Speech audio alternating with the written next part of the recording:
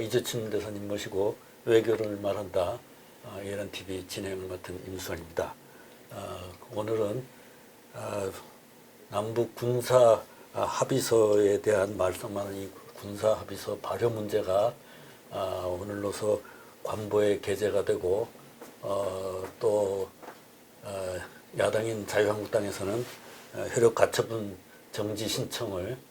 정지 가처분 신청을 내고 이렇게 하는 이런 문제가 오늘 딱 걸려 있는 날이기 때문에 그 얘기부터 출발을 해서 낱마처럼 얽힌 우리 외교 문제들을 하나씩 말씀드리는 그런 자리를 마련해 보겠습니다. 대사님, 이 남북 군사 합의문이라는 것은 너무나 많은 이 현실과 유리된 이런 것들이 많이 포함되어 있고 게다가 국제법적인 전통 있는 제도를 하루아침에 이렇게 뒤엎는 그런 것으로 저희들은 느껴지는데 이거를 좀 원리적으로 풀면 어떻게 풀을 수 있겠습니까? 예, 오늘의 이 사태는 사실상 대한민국의 최고법인 헌법체제가 더 이상 작동하지 않는 그런 상황이라고 나는 봅니다. 헌법. 예, 왜냐하면은 그 4.27 판문점 선언이라는 것도 그렇지만은 9.19 평양 선언이라는 것도 사실은 대한민국이 지금까지 지켜온 그 헌법 체제에 대한 근본적인 변화를 가져오는 것인데 특히 안보상으로 위기에 처해 있는 우리 대한민국이 마치 북한하고 같은 그러한 조건에 있는 것처럼 그 평화 운운으로 상황을 조작하고 또 기만하고 그래서 남북이 대등한 조건으로 무장 해제를 한다. 이것이 사실은 그거 전체 그 내용이에요, 사실은. 그러면은 이건 무슨 얘기냐 하면은 바로 내 이웃에 늘 그 살인 강도를 일삼는 그런 아주 흉악범이 살고 있는데 나는 항상 피해만 보고 있는 거예요. 그런데 어떤 사람이 와서 이 둘이 평화롭게 지낸다. 그 약속을 하시오.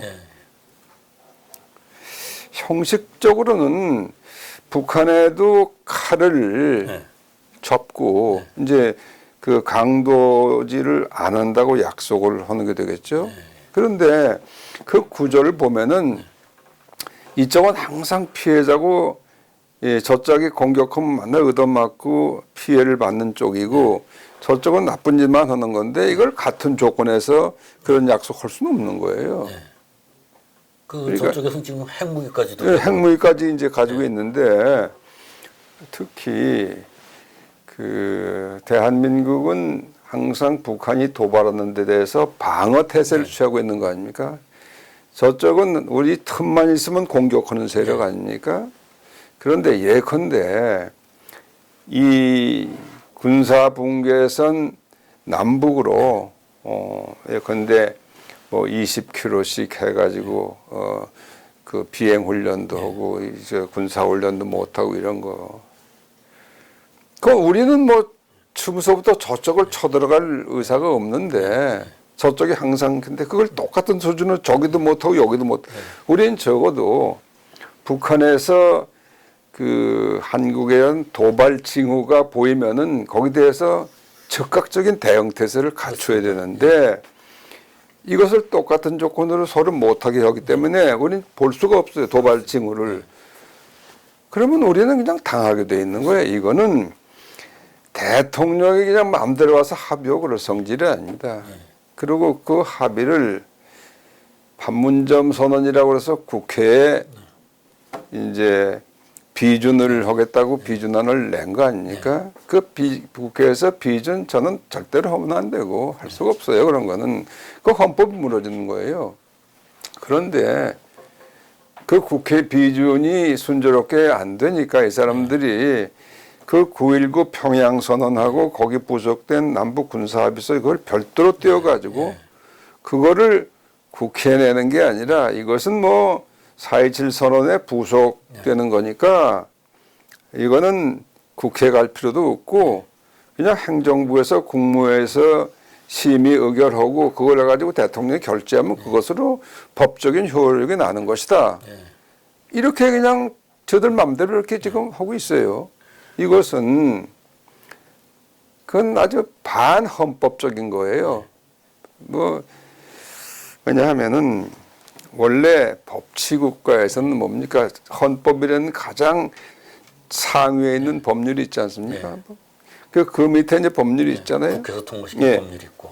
국회 통과 법률이 있고, 그 다음에 그 법률을 실제로 시행하기 위해서는 시행령이라는 거 있는데 이 사람들이 하는 짓은 법률을 가지고 헌법을 무시하는 것을 만들 수도 있다고 생각하는 발상. 또 하나는 시행령을 통해서 법률을 마음대로 움직일 수 있는 이런 발상이에요. 법률이 아직 통과되지 않았는데 시행령을 벌써 그냥 한 거나 마찬가지예요. 그러니까 이것은 법치국가에서는 할 수 없는 일이에요. 그러니까 이건 반헌법적인 처사고 따라서 이거는 사실 그 행위 자체가 법적으로 보면은 원천적인 무효입니다. 예. 근데 이제 야당이 거기에 대해서 그 효력 정지 가처분 신청을 했습니까? 이제 한 것은 너무나도 상식적인 일이에요. 그것은. 그러니까 이렇게 해서 그 오늘날 벌어지고 있는 상황은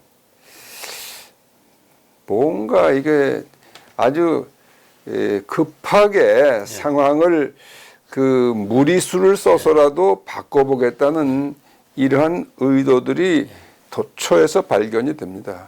그러니까 우리나라 헌정 질서를 지키겠다는 것 이외에 다른 어떤 목적 의식을 갖고 하고 있는 듯한 그런 거죠. 그것은요. 최근에 한 1, 2주 사이에 일어난 상황을 종합해 보면은 그 문재인이라는 사람이 EU 5개국을 방문하고 돌아왔잖아요. 근데 그 방문 성과라는 것은 뭐냐? 없어요, 사실 하나도. 왜 갔느냐? 그 불란서를 프랑스를 가고 이태리에 가서 바티칸 교황 뭐 하고 거기서 김정은이 그건 뭐 대리인이라고 그럴까? 부하라고 그럴까? 뭐 같은 초청을 전달을 하고 그다음에 그 아셈이라는 게 있죠. 이 벨gium EU 본부에서 그 51개국 정상회담 거기도 참여해 가지고 뭐 이 EU 정상들하고도 개별 접촉을 했죠. 파리에서는 마크롱 대통령 만나고 교황 만난 거 이외에 그 브라셀에 가서는 영국의 테레사 메이 총리도 만나고 그 앙겔라 메르켈 그 독일 수상도 만나고 또 이태리 여러 사람들 했고 그다음에 이제 전원회의라는 것도 있죠. 근데 그 북한이 핵을 그 완전히 버리지 않더라도 이 국제사회의 대북 제재 그걸 좀 완화하고 조금 그 해제를 해주면 좋겠다 이런 메시지를 그냥 만나는 사람마다 하고 그 총회에서 그런 얘기를 하고 근데 거기에 대해서 EU가 한 목소리로 문재인이 한 거 그건 단호하게 노라고 얘기를 했어요. 그것이 그 51개국 아셈 총회 결론으로 이미 문서화돼서 나왔습니다. 거기 의장 성명도 나왔어요. 근데 거기 보면은 그 지금까지 미국이 조금 톤다운을 해서 약화시켰던 소위 그 CVID라는 걸 다시 살렸어요. 그렇습니다. 예?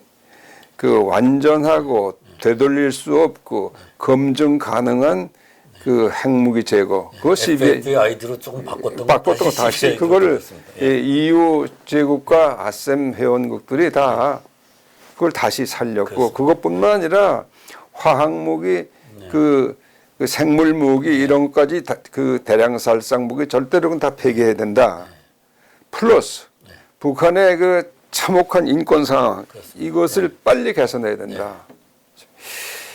이렇게 했으니까 그거는 문재인이가 가서 뭐 이렇게 해서 마치 김정은이 대리인처럼 가서 한 거 전부 그냥 그 퇴짜를 맞은 거죠. 그러니까 그게 얼마나 그 참담한 그걸 외교 참사라고 그러죠, 소위 참사라고 그러는데 그러니까 나중에 이제 51개 정상들이 다 회의 끝나고 기념 촬영하는 게 있었죠. 그 기념 촬영에 문재인이 안 보인다는 거 아닙니까? 그렇습니다. 안 보여요. 근데 뭐 나중에 청와대 대변인 설명하기를 무슨 뭐 연락이 올 때를 기다리고 있었는데 그쪽 주최 측에 뭐 그 의전 미스가 생겨가지고 뭐 엘리베이터가 안 왔다, 못 왔다 이런 아주 이상한 그 변명을 했는데 사실은요. 그런 국제회의가 이제 해서 끝나잖아요. 51개국 정상들이 다 와서 합의를 하고 성명도 내고 그 하는데 그건 다 그런 기념사진 찍고 그러기 한 30분 전쯤이면요. 그 내용이 다 통보가 돼요.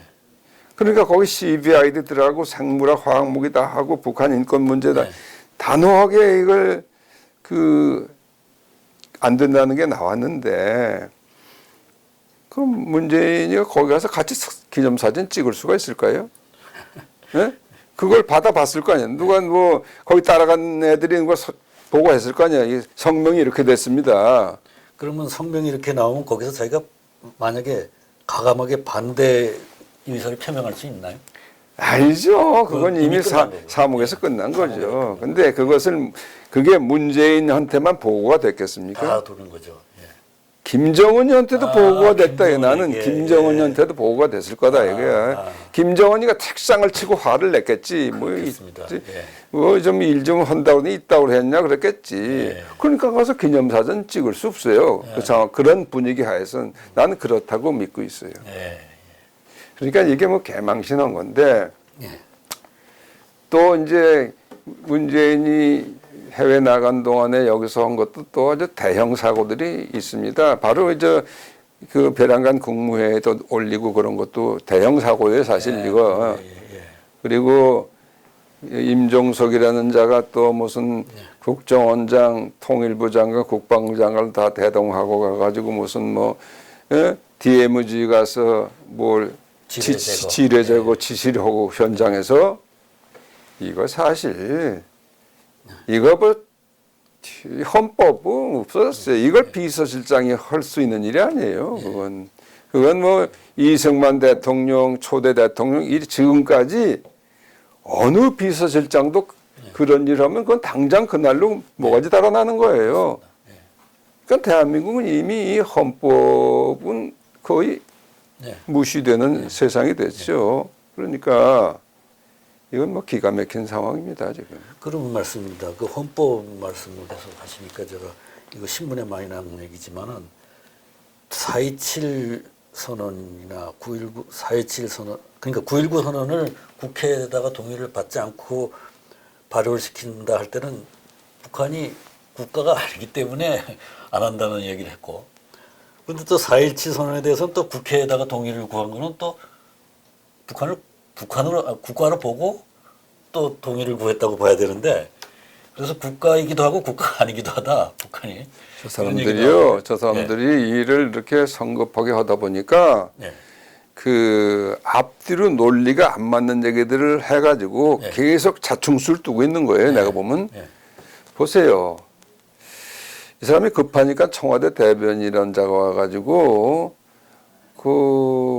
왜냐하면 국회 비준을 요하는 그 안건들 중에 국제 조약, 협정 그런 것이 있어요. 그건 뭐냐면 그 국제 협약이나 협정은 그 국내법과 동일한 효력을 가지는 건데 기본적으로 네. 국회에서 동의를 받아야 하는 거는 새롭게 그 재정적인 부담을 지우는 경우에 네. 그렇잖아요. 해외 약속하는데 새롭게 부담을 주면 그건 국회 동의를 받아야 되는 취지예요. 네. 그런데 이것도 국회 동의를 받아야 되는 거는 왜냐하면 새롭게 부담을 줘야 되거든요. 엄청난 부담. 이게 그렇죠. 지금 그 얘들이 하는 대북 협력 사업인데 지금 그거 추계가 나오지는 않지만은 50조에서 150조, 200조까지 통계 많지 네, 않습니까? 그렇습니다. 그러니까 그거는 국회 그걸 당연히 받아야 되는데 그것을 그건 4.27 선언에 이제 그렇게 돼 있죠. 네. 근데 9.19라는 건 그걸 시행하는 거라 이거야. 네. 그럼 더군다나 그걸 시행령을 먼저 하는 건 말도 안 되는데 이 사람들이 급하니까 북한이 국가가 아니기 때문에 그렇다고 해요. 그런데 말이죠. 네. 거기에 또 기본적으로 모순이 있는 거는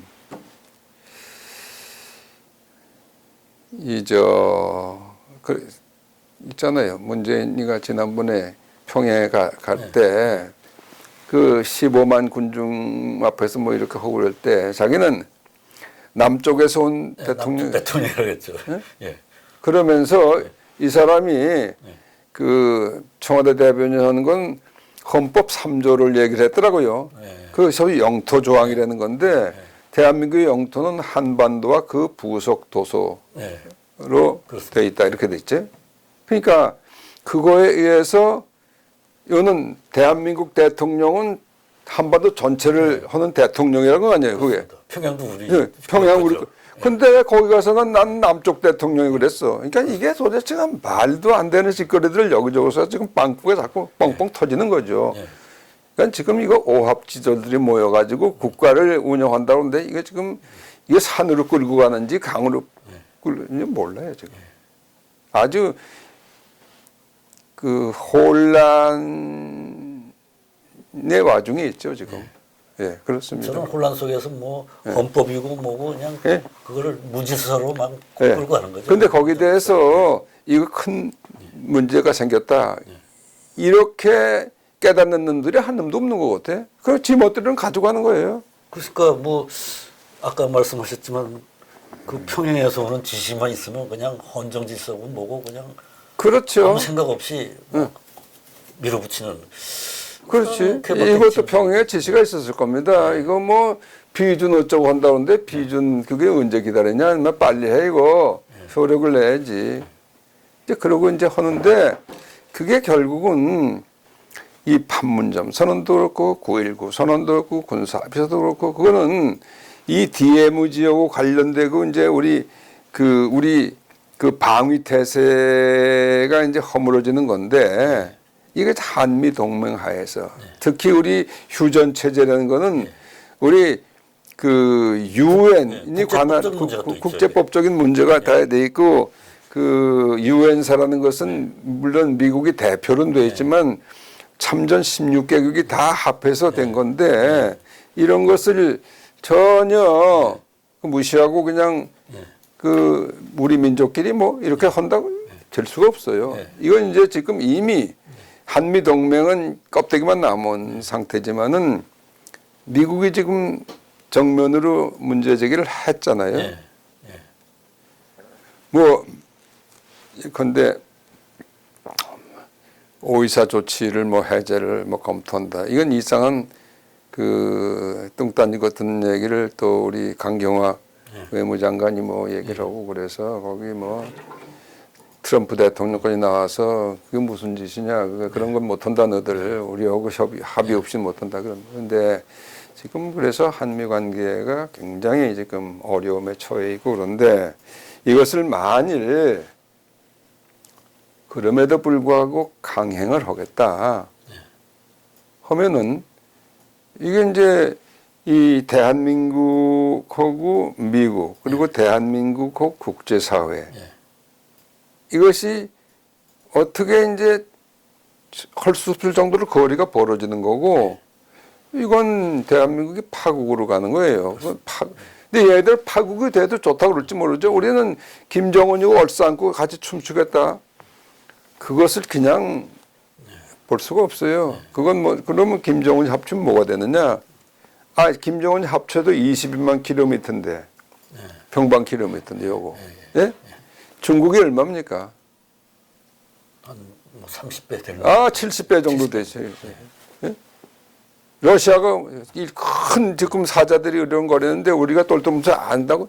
이건 처음부터 불가능한 얘기예요. 그러니까 우리 지금까지 전후 70년 동안 우리 체제를 굳건하게 버텨주는 게 뭐냐면 한미동맹이고 한미일 삼각 안보 협력입니다. 그 틀을 헤치고 이제 시진핑이 품에 안기겠다 우리가?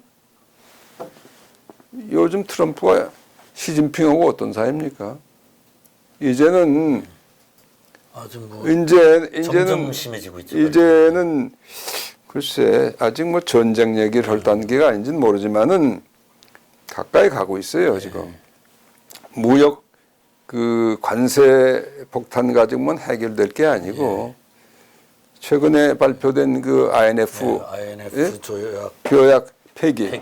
예.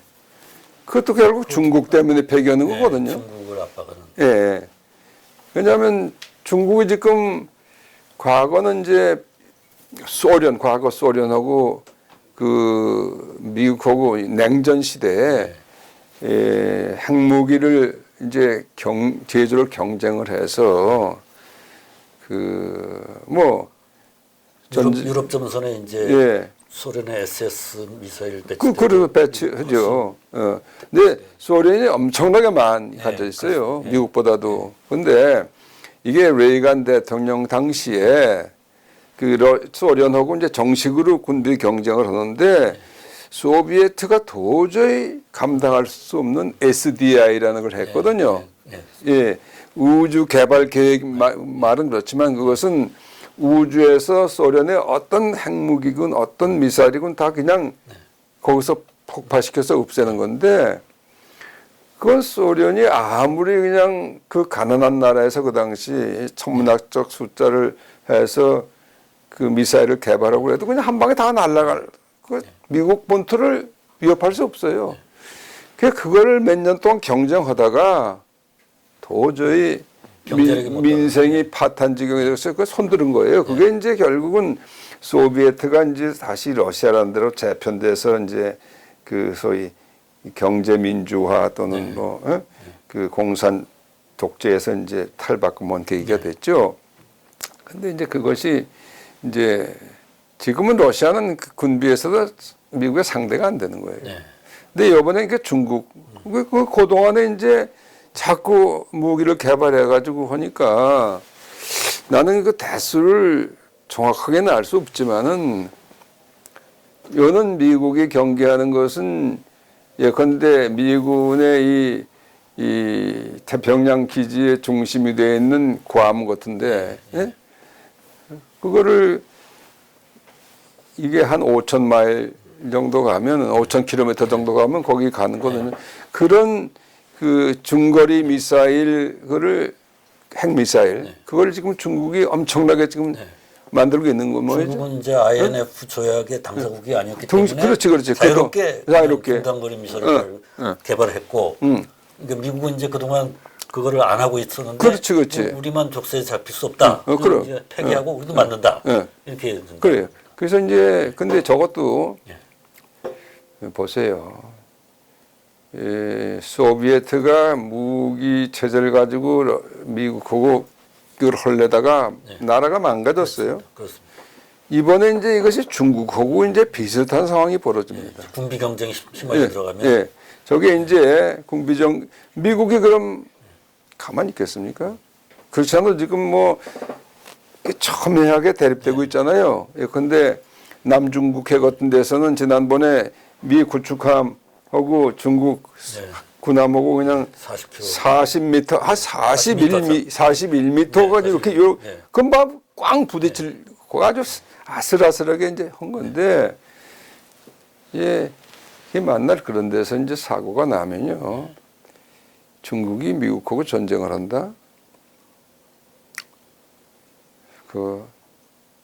할 수 없죠. 할 수 없고, 그건 중국이 이제 완전히 저 산산조각이 날 수도 있어요. 러시아가 그래서 체제가 바뀌면서 산산조각이 나서 그 CIS라는 그 독립국으로 열 몇 나라로 짜개지지 않았습니까? 소비에트 유니언이. 그러니까 이제 그거를 미국이 그래?